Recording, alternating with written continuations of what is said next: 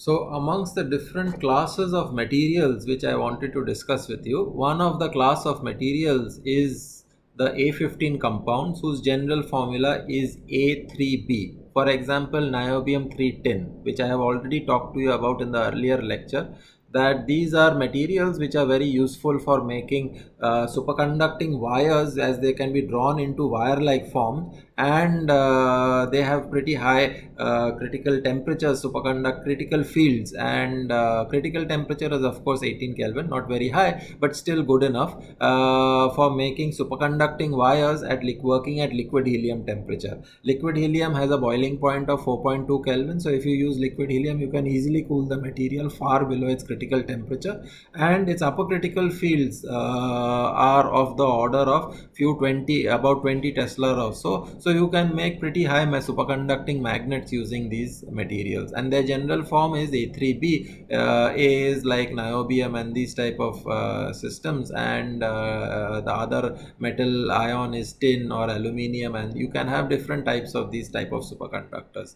The characteristic feature of this is that you have the A atoms which are arranged in the form of these line like atoms, okay, on the faces of this cube, and at the corners where you see these light blue atoms are the B type of atoms. So the B type of atoms occupy, for example, tin in Nb3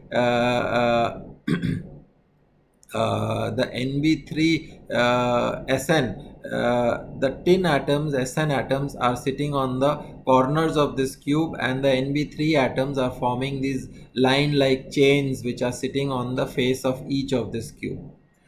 An interesting property of this A15 compounds is that they have a special property, is that there is a softening of the phonon mode, or this elasticity of this lattice softens slightly above, just above the Tc. So because there is a softening of this phonons inside the system, or the elasticity of the lattice softens slightly above Tc of the material, therefore for the electrons which are passing through the lattice, because now the rigidity of the lattice is slightly softer, they can distort easily and try to shield the electron as it passing through, if you recall the BCS lectures. And because they can easily distort, the electron coupling via the excitation of phonons becomes easier.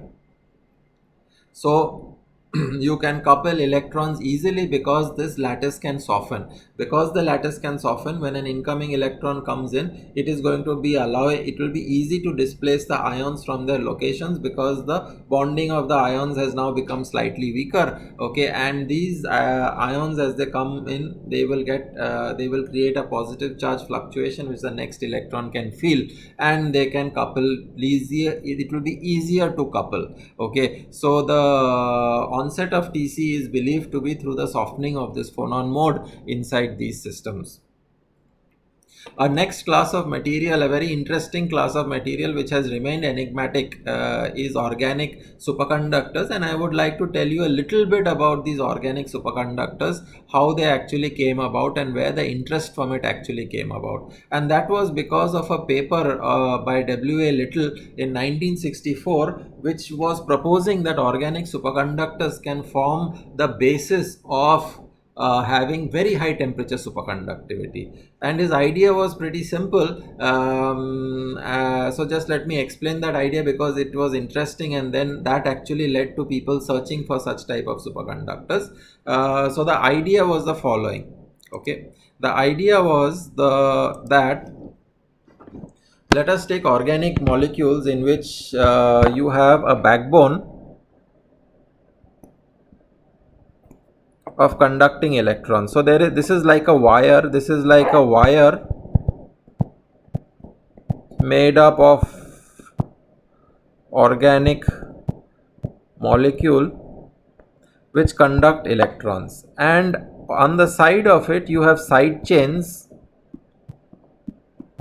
of other molecules, okay. For example, this is benzene, okay. So you can consider side chains. So this is on the side you have these molecules, okay. This is of course not to scale, this is all microscopic.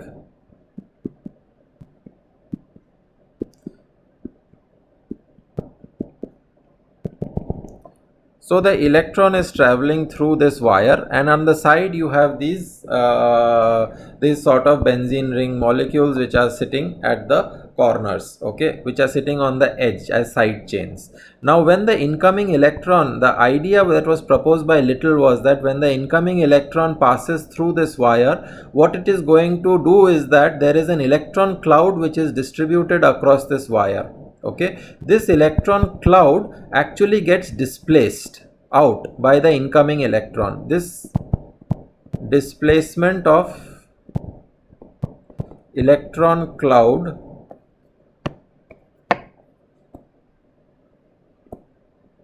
over the side chains. These are the side chains. So before the electron was there, the electron was uniformly distributed over this benzene ring. Okay, the cloud was uniformly distributed about this benzene ring, but once the electron comes in the vicinity of this ring, it actually shifts the cloud over the distributed over the carbon atoms. So as a result, it leads to some positive fluctuation as the negative cloud shifts out because of the displacement of this electron cloud. The negative charge shifts out and the positive ion cores of the carbon atoms are revealed. Okay, and as a result of which this electron is actually displacing the electron cloud and creating a positive charge fluctuation. So there is a positive charge fluctuation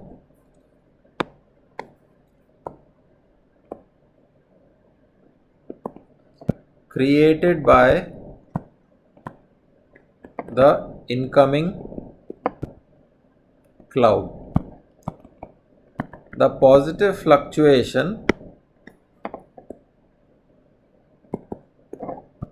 is due to the electron cloud displacing rather than the positive ions displacing.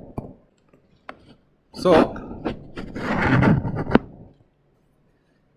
if you recall, in the BCS theory, you had an incoming electron which came in the vicinity of the lattice, and the lattice ions actually displaced from their charge neutral positions and tried to screen the incoming electron, and in the process created a positive charge fluctuation. There was a vibration of the lattice which was excited, created a positive charge fluctuation because of the displacing ions, which the next incoming electron got attracted, and therefore two electrons got attracted by this positive charge fluctuation that is created.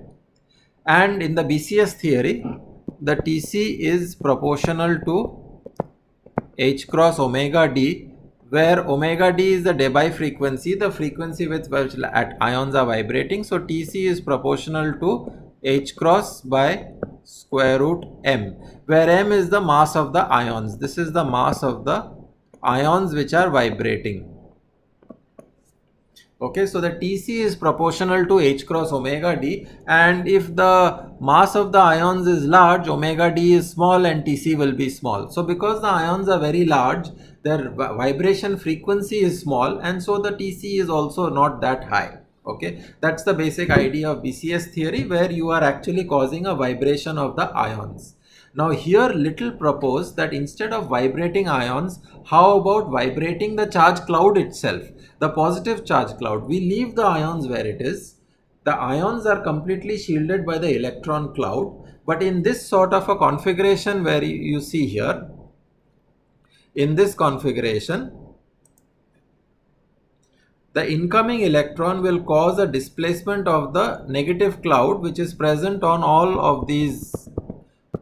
The negative cloud, as the electron comes in the vicinity, the negative cloud will displace out. It will reveal the ionic cores. The ions are not displacing from their positions. They will remain where they are. It's just that the negative cloud gets displaced out, and so it will create a positive charge fluctuation which the next incoming electron will actually get attracted to before this negative charge cloud again comes back to its position. If the the next electron comes in, then it will get attracted to this positive charge cloud which has been uncovered. So now the frequency of vibration is because of this negative charge fluctuation, the Tc is now proportional to h cross omega, where this frequency omega is now proportional to, of course it is h cross by square root of m, where m is the mass of the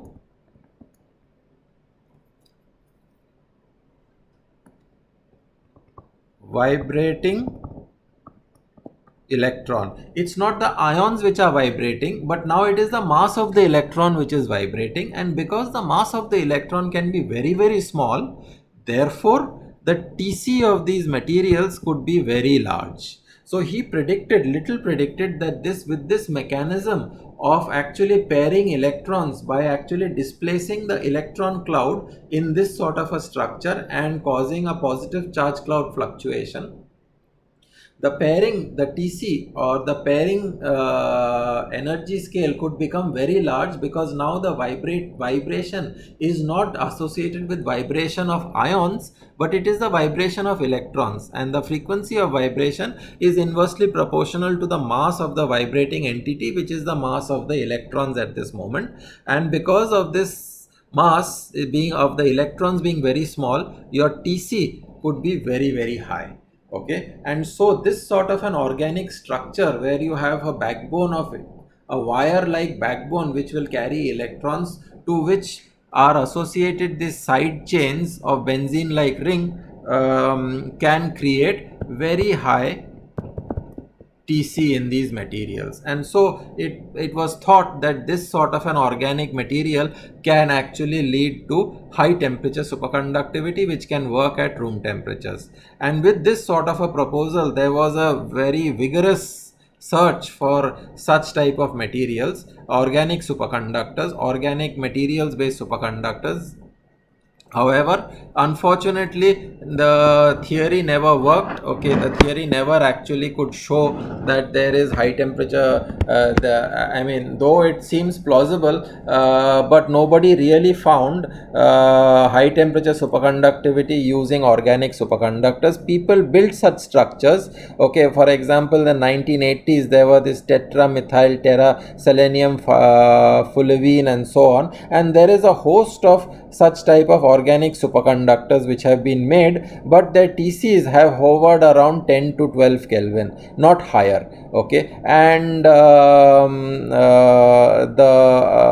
so although the idea and the potential was there, the similar sort of structures were actually not realized, or even if some of them were found, okay, they were actually not exactly of that structure which was proposed, but also the TCs were never really high. So organic superconductors exist as an enigmatic structure. They have a potential to actually generate, because the mechanism actually suggests that you can generate very high TCs, but the type of organic materials which are currently existing do not show such high TCs.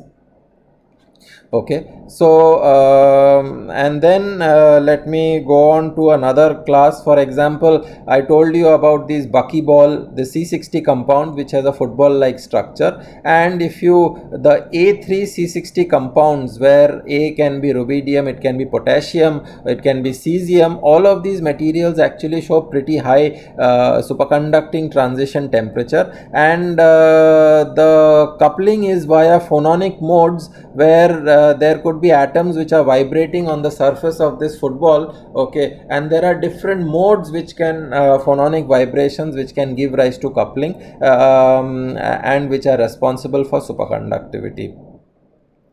Superconductivity has also been found in boron doped diamonds. Okay, and then there are these perovskite compounds. Perovskite structures are cubic structures of the form ABX3, for example SrTiO3, where you have oxygen atoms which are on the face of this cube, at the face centers of this cube, which have this tetrahedral arrangement, and on the corners you have this A atom. For example, the strontium atoms are present at the corners of the cube, and the B atom is situated in the center of this cube. And the perovskite structures, perovskite oxide compounds, turn out to be very, very important compounds for superconductivity. superconductivity and high temperature superconductivity. So these perovskite oxide compounds are very promising class of materials for superconductivity, and with this I will sort of do have a little discussion on